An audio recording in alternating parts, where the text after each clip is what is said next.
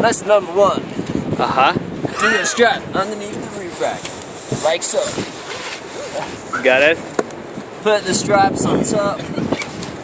Like so. So it's really easy, just underneath, like super easy. Can you hold my board? Like, hold on to it? Yep. So it doesn't blow away. And then come around this side.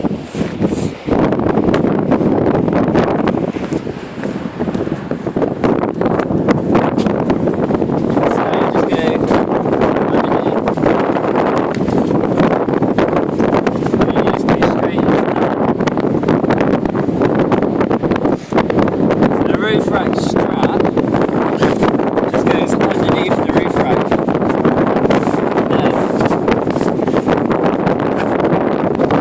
It's tight. How's it get it? That's actually quite good. It's really easy. Solid. And a really good knot to tie off your to tie this off.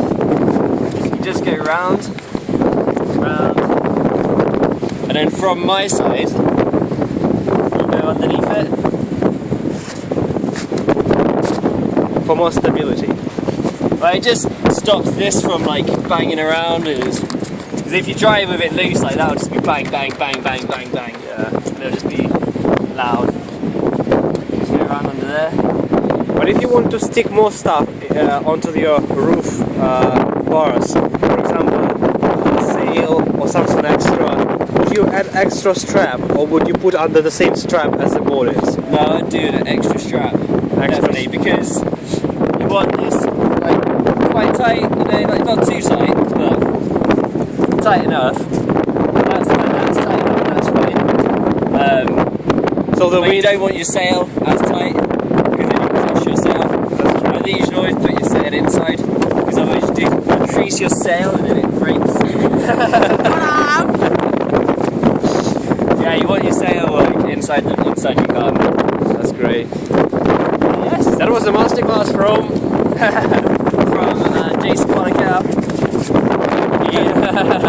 in the UK, South Cornwall. Picasso, like a Picasso. Beauty. We have some wave jumps today. So this my camera is much better than hers, but still not